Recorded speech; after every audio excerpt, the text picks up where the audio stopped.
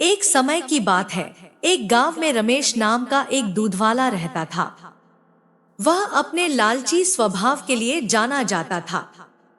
उसके पास एक गाय थी जो पूरे गांव में सबसे स्वादिष्ट और अधिक मात्रा में दूध दे दी थी। हर सुबह वह दूध निकालता और गांव के लोगों तक पहुंचाता था। एक दिन रमेश को यह एहसास हुआ कि गांव वालों को उसके गाय का दूध बहुत पसंद आ रहा है। इस बात से उसे बहुत खुशी होती है और उसके लालची दिमाग में एक उपाय आता है। वह सोचता है कि अगर मैं दूध में पानी मिला दूं, तो मैं अपना मुनाफा बढ़ा सकता हूं और किसी को पता भी नहीं चलेगा। उस दिन के बाद से रमेश गांव वालों को दूध पहुंचाने से पहले उसमें पानी मिला देता था।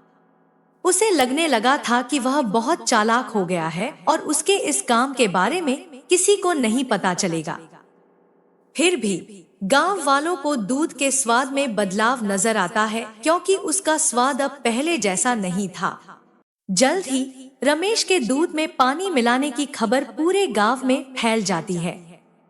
लोग शिकायत करने लगते हैं और उसके दूध का बहिष्कार करते हैं। लोगों को बहुत गुस्सा आता है, क्योंकि उन्हें लगता है कि उन्होंने जिस पर भरोसा किया उसी ने उनके साथ धोखा किया है।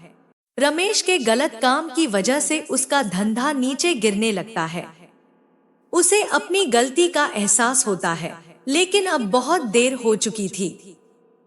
उसकी गांव वालों की नजर में जो इज्जत थी वह खत्म हो चुकी थी।